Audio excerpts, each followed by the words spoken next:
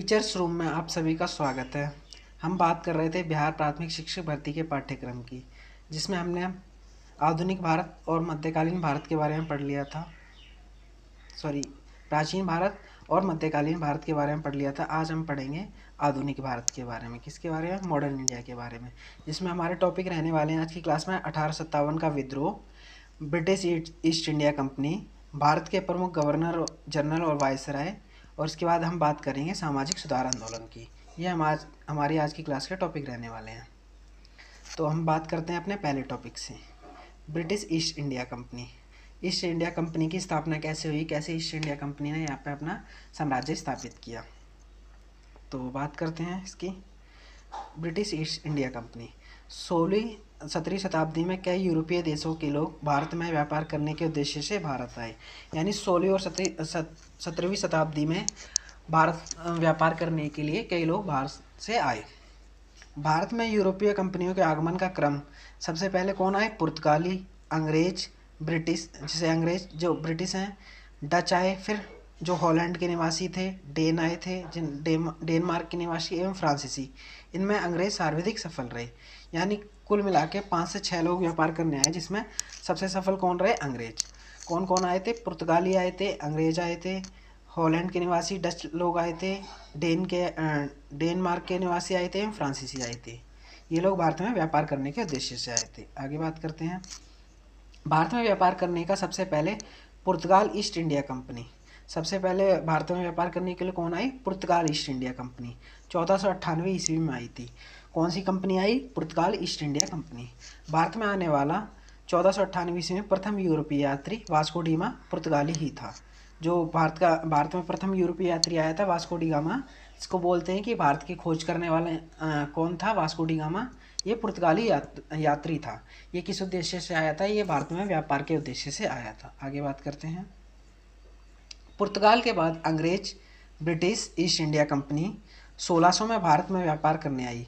पुर्तगाल के बाद कौन आए? अंग्रेज आए। जो ब्रिटिश ईस्ट इंडिया कंपनी है, ये सन 1600 में भारत में व्यापार करने आई।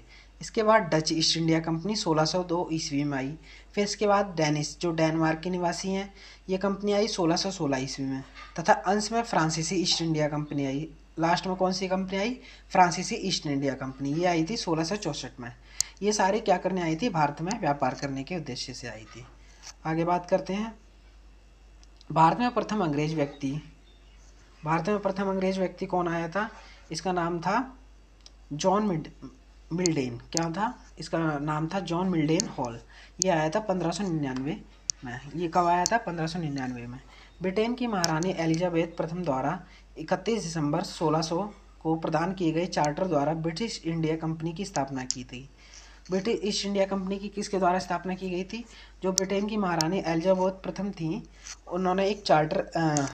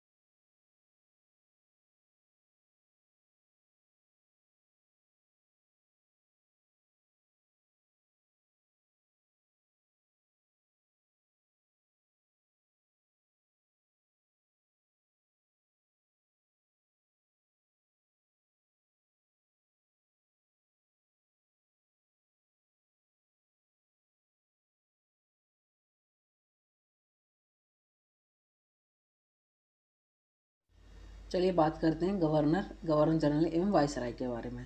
यहाँ इसके नाम आएगा, फिर इसका कार्यकाल आएगा और इसके द्वारा प्रमुख कार्य क्या क्या किए गए थे। तो बात करते हैं पहले गवर्नर के बारे में। पहला गवर्नर कौन था? ये बंगाल के गवर्नर थे। इसका नाम क्या था? Lord Clive. क्या था इसका? Lord Clive. इसका जो कार्यकाल रहा था वो 1757 से 1760 ईस्वी तथा 1765 से 1767 ईस्वी तक रहा था। इसका प्रमुख कार्य क्या था? ईस्ट इंडिया कंपनी द्वारा 1757 ईस्वी में नियुक्त बंगाल का प्रथम गवर्नर था। ये किसके द्वारा नियुक्त किया गया था? ईस्ट इंडिया कंपनी द्वारा नियुक्त किया गया था। भारत में ब्रिटिश शासन का संस्थापक भी माना जाता है इसको। ऐतिहासिक प्लासी का युद्ध 1757 ईस्वी में तथा बक्सर का युद्ध 1764 ईस्वी में इसके नेतृत्व में लड़ा गया। इसके नेतृत्व में 2 युद्ध लड़ा गए। कौन से युद्ध लड़ा गया? एक प्लासी का युद्ध लड़ा गया, दूसरा बक्सर का युद्ध लड़ा गया। जिसमें दोनों में कौन रहे थे? अंग्रेज विजय रहे थे। बंगाल में द्वैत शासन स्थापित किया इसने। और क्लाइव के बाद बरेलाश 1767 से 1769 ईस्वी तक करियर 1769 से 1772 ईस्वी तक बंगाल के गवर्नर रहे। इसके बाद कौन कौन रहे थे? पहले बरेलाश रहे थे, फिर करियर रहे थे। आगे बात करते हैं बंगाल के गवर्नर जनरल के बारे में। किसके बारे में? ये बंगाल के गवर्नर थे, ये गवर्नर जनरल हैं। तो इसका नाम क्या है? Warren Hastings.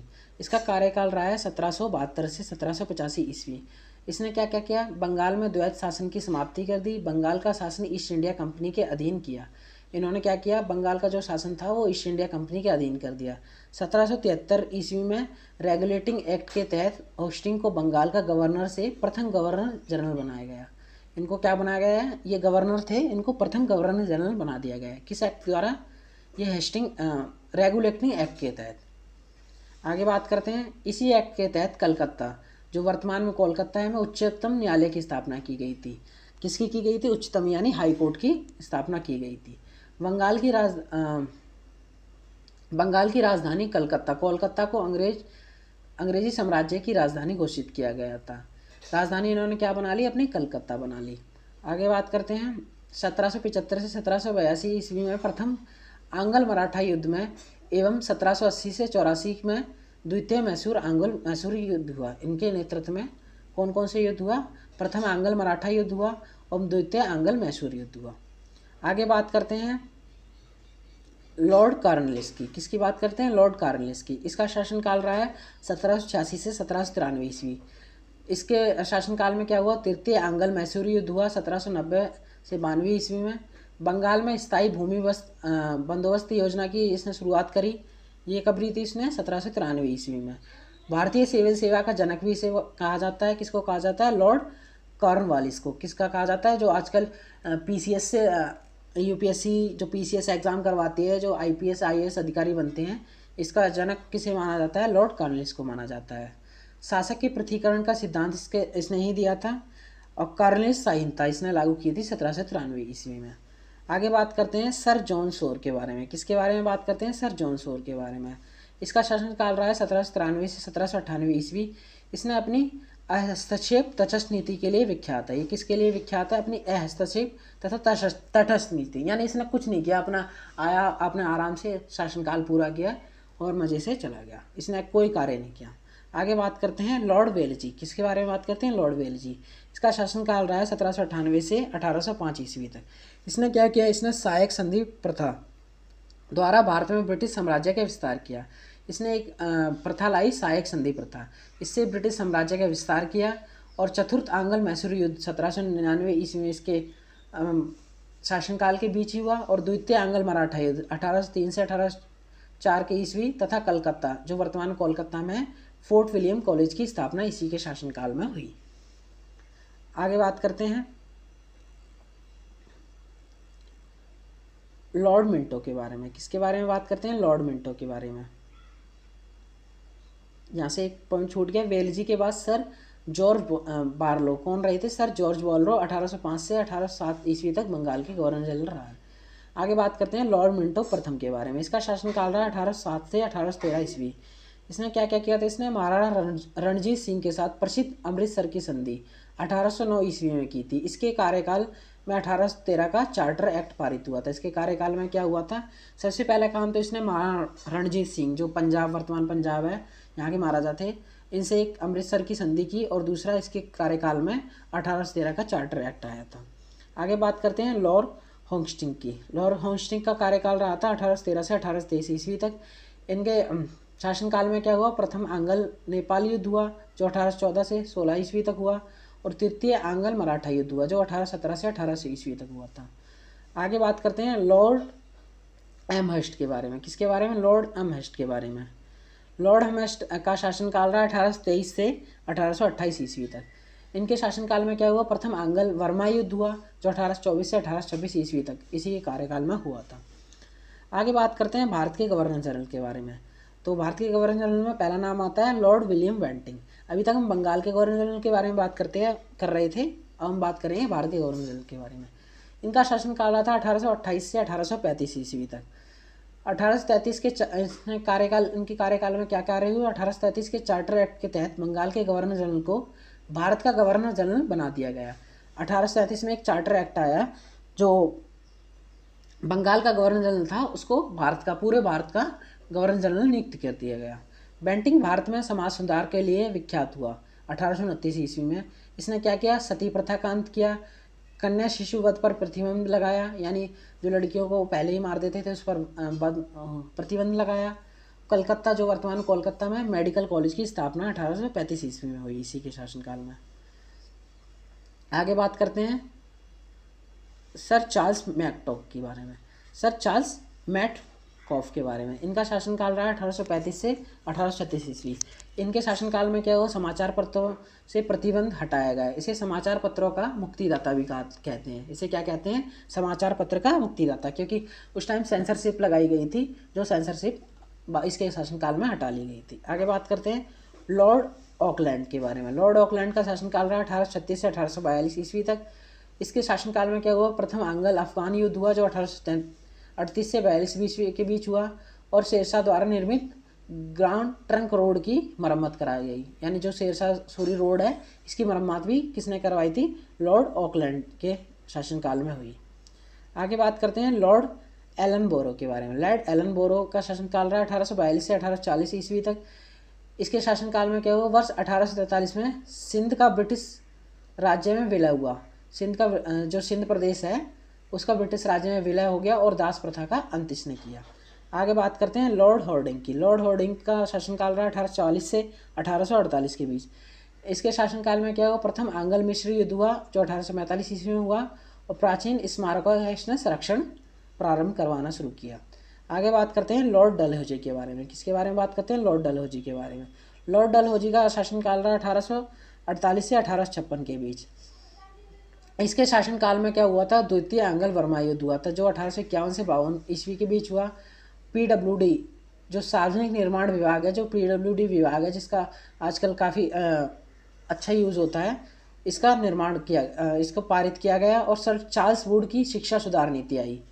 किसकी नीति आई, सर चार्ल्स वुड की शिक्षा सुधार नीति आई, 1854 ईस्वी में आई। डलहौजी की व्ययगत नीति, जिसे लैप्स नीति द्वारा ब्रिटिश साम्राज्य में मिलाए गए राज्य थे। इन्होंने काफ़ी राज्यों को अपने ब्रिटिश साम्राज्य में मिला लिया था, जिसमें सतारा को मिलाया था 1848 में, झांसी को मिलाया था 1853 में, एवं नागपुर को इन्होंने मिलाया था 1854 ईस्वी में। शिमला को इन्होंने ग्रीष्मकालीन राजधानी बनाया। इन्होंने शिमला को क्या बना लिया, ग्रीष्मकालीन राजधानी, क्योंकि उस टाइम गर्मी बहुत होती थी और अंग्रेज़ों को गर्मी बहुत लगती थी, इसलिए उन्होंने शिमला को अपनी ग्रीष्मकालीन यानी गर्मी के लिए राजधानी बना लिया। और इनके शासनकाल में क्या हुआ, हिंदू विधवा पुनर्विवाह एक्ट पारित हुआ, यानी हिंदू लोग दोबारा पुनर्विवाह कर सकते हैं, ये एक्ट पारित हुआ। आगे बात करते हैं अगले वायसराय के बारे में। वायसराय में सबसे पहले है लॉर्ड कैनिंग। लॉर्ड कैनिंग का शासनकाल रहा है 1858 से 1862 ईस्वी तक।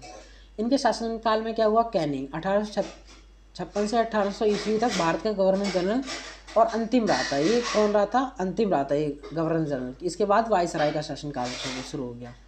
1858 ईस्वी के ब्रिटिश सांसद द्वारा पारित एक्ट के तहत इसे भारत का प्रथम वायसराय बनाया गया।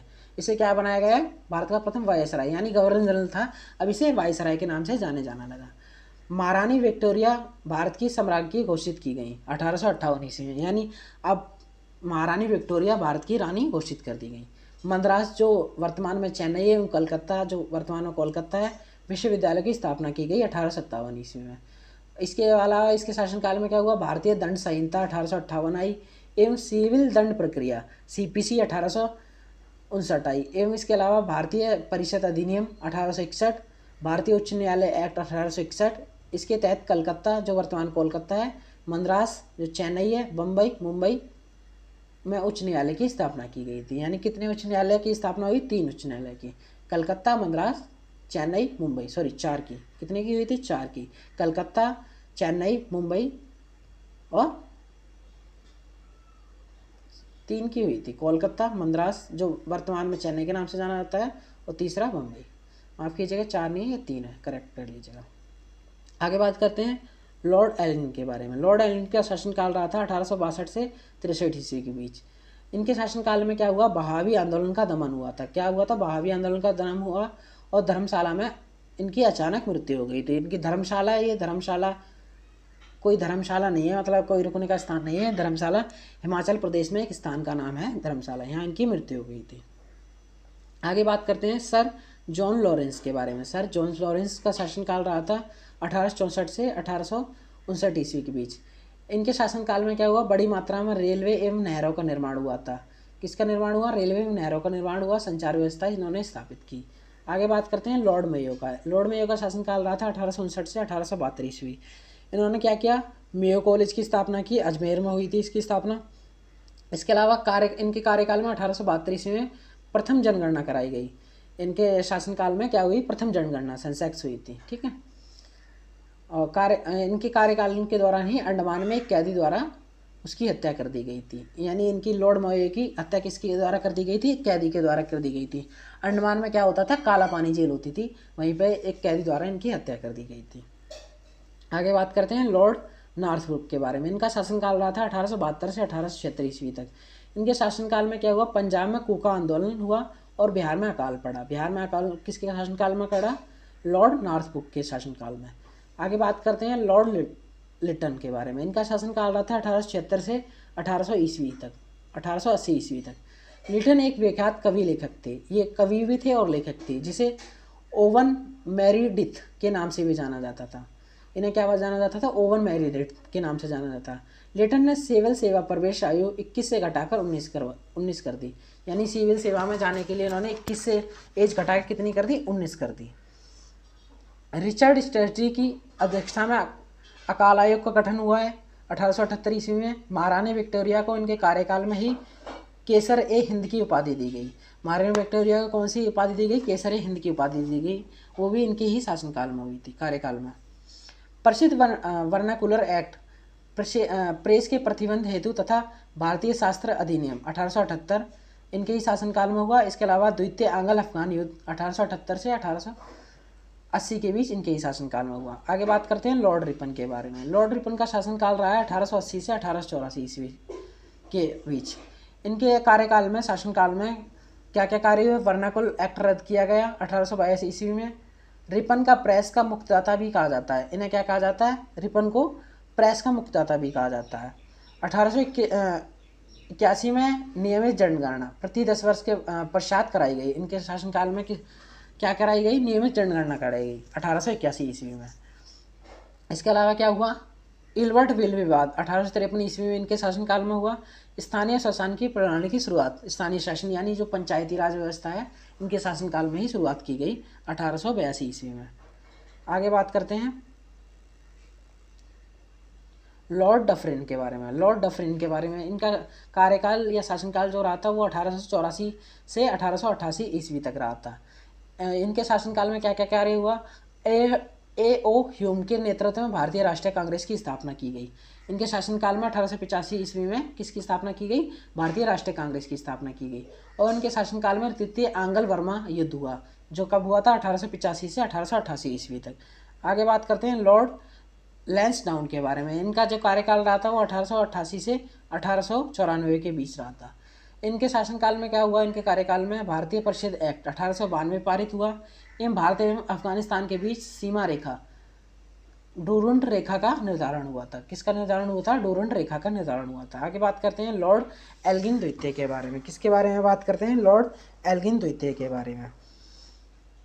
लॉर्ड एल्गिन द्वितीय का जो शासनकाल रहा था वो रहा था 1894 से 1889 ईस्वी तक। इनके शासन कार्यकाल में क्या हुआ? तिलक द्वारा शिवाजी उत्सव की घोषणा की गई। किसके द्वारा? जो बाल गंगाधर तिलक हैं उनके द्वारा किसकी घोषणा की गई? शिवाजी उत्सव की घोषणा की गई 1895 में। इसके अलावा इनके कार्यकाल में क्या हुआ? चापेकर बंधुओं द्वारा पूना में 2 अंग्रेज अधिकारियों की हत्या की दी गई। चापेकर बंधुओं द्वारा 1897 ईस्वी में। भारत में ये किसी ब्रिटिश अधिकारी की प्रथम राजनीतिक हत्या थी। आगे बात करते हैं लॉर्ड कर्जन के बारे में।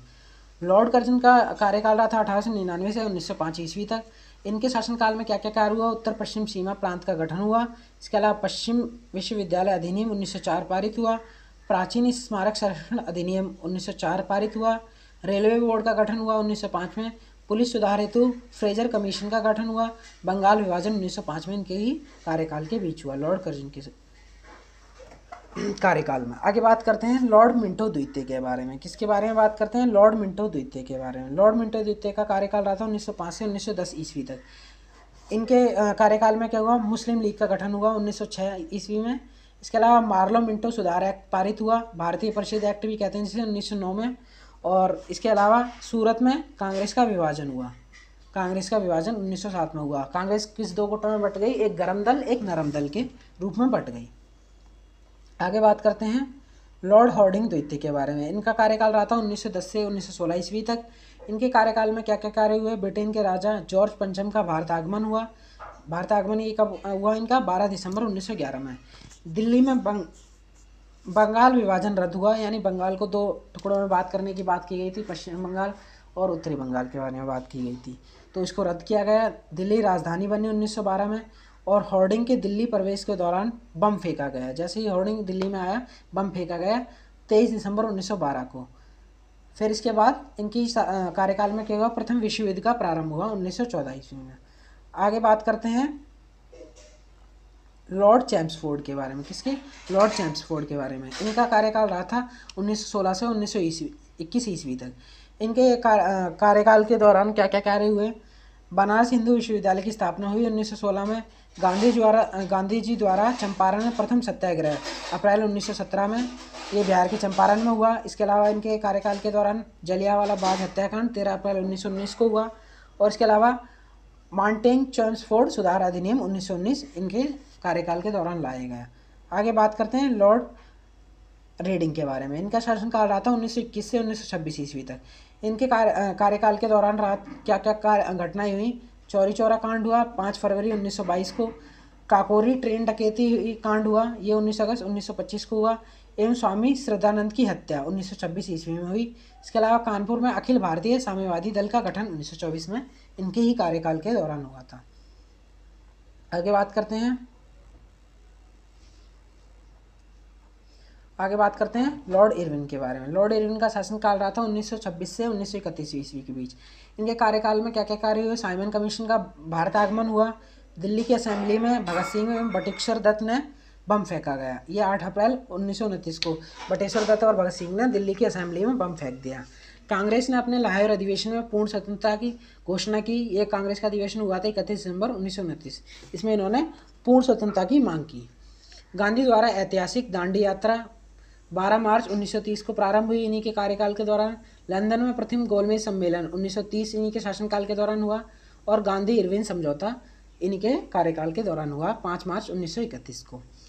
आगे बात करते हैं लॉर्ड विलिंगटन के बारे में। लॉर्ड विलिंगटन का कार्यकाल रहा था 1931 से 1936 ईस्वी के बीच। इनके कार्यकाल के दौरान हुआ द्वितीय गोलमेज सम्मेलन में गांधी जी ने कांग्रेस के एकमात्र प्रतिनिधि के रूप में हिस्सा लिया। यह हुआ था 1931 में। इसके अलावा इनके कार्यकाल के दौरान ब्रिटेन के प्रधानमंत्री रैम्स मैकडोनल्ड द्वारा ऐतिहासिक सामुदायिक निर्णय की घोषणा की गई। ये की गई 1932 में। इसके अलावा गांधी और अम्बेडकर के बीच में पूना पैक्ट 1932 में हुआ, ये समझौता हुआ। इसके अलावा तृतीय गोलमेज सम्मेलन 1932 में इन्हीं के कार्यकाल के दौरान संपन्न हुआ।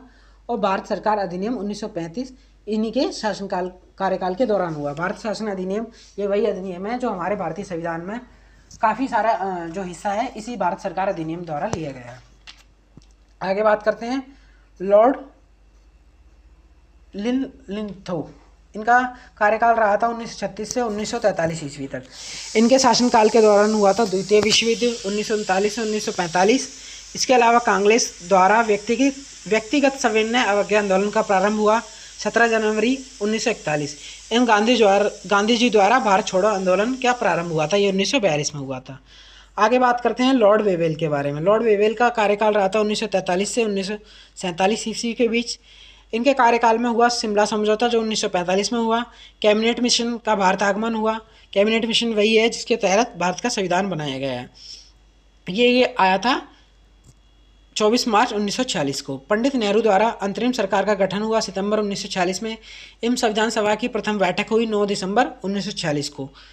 ब्रिटिश पीएम एटली की घोषणा हुई 20 फरवरी 1947 को। इसमें भारत को जून 1948 तक स्वतंत्र करने की घोषणा की गई थी। यानी जो ब्रिटेन के प्रधानमंत्री नए लेबर पार्टी की सरकार आई और कौन प्रधानमंत्री बने, पीएम इटली बने। तो इन्होंने जितने भी औपनिवेशिक शासन थे उनको समाप्त करने की बात की गई थी। आगे बात करते हैं लॉर्ड माउंटबेटन के बारे में। लॉर्ड माउंटबेटन का शासनकाल कार्यकाल रहा था 1947 से 1948 ईस्वी के बीच।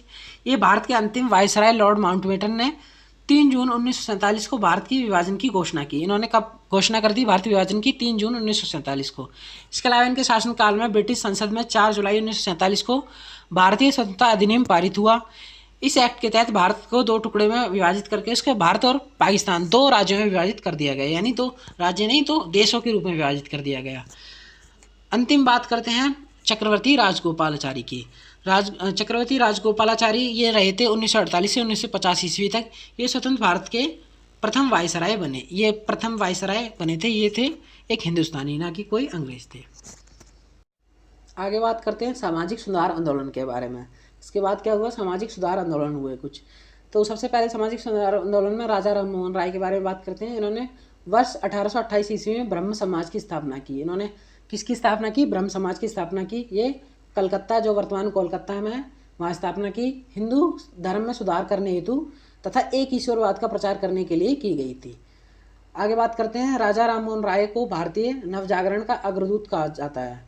यानी इनको भारतीय नवजागरण यानी भारत में नई क्रांति जगाने के लिए इनको आगे रखा जाता है। ये पहले ऐसे भारतीय हुए जिन्होंने भारतीय समाज में व्यापक धार्मिक एवं सामाजिक बुराइयों को दूर करने के लिए आंदोलन किया। ये पहले भारतीय थे जिन्होंने भारत में जितनी बुराइयां फैली थी उसके खिलाफ आंदोलन करने की शुरुआत की। आगे बात करते हैं राजा राममोहन राय द्वारा संवाद कौमुदी तथा मिरात अल अखबार प्रकाशित करके भारत में पत्रकारिता की नींव रखी गई थी।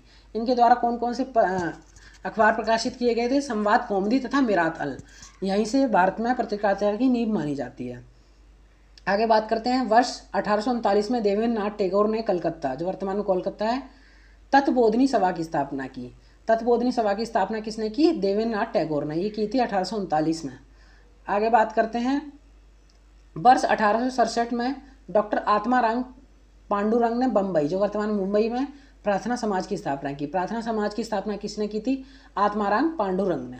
आगे बात करते हैं राधा स्वामी सत्संग की स्थापना आगरा में वर्ष 1861 में तुलसीराम सिरदयाल द्वारा की गई। राधा स्वामी सत्संग व्यास की स्थापना किसके द्वारा की गई? तुलसीराम सिरदयाल द्वारा। आगे बात करते हैं दयानंद सरस्वती द्वारा वर्ष 1875 ईस्वी में बम्बई, जो वर्तमान मुंबई में, आर्य समाज की स्थापना की गई। आर्य समाज जो वर्तमान में प्रचलित है, वर्तमान में कार्यरत भी है, इसकी स्थापना किसके द्वारा की गई थी? दयानंद सरस्वती के द्वारा। आगे बात करते हैं आर्य समाज द्वारा मूर्ति पूजा का विरोध किया गया। वह वेदों में विश्वास रखते थे, इसलिए आर्य समाज का प्रमुख नारा था वेदों की ओर लौटो। आर्य समाज का प्रमुख नारा क्या था? वेदों की ओर लौटो, क्योंकि इनका वेदों में पूर्ण विश्वास था। आगे बात करते हैं स्वामी दयानंद की प्रमुख रचना, इनकी रचना क्या थी? सत्यार्थ प्रकाश और पाखंड खंडन थी।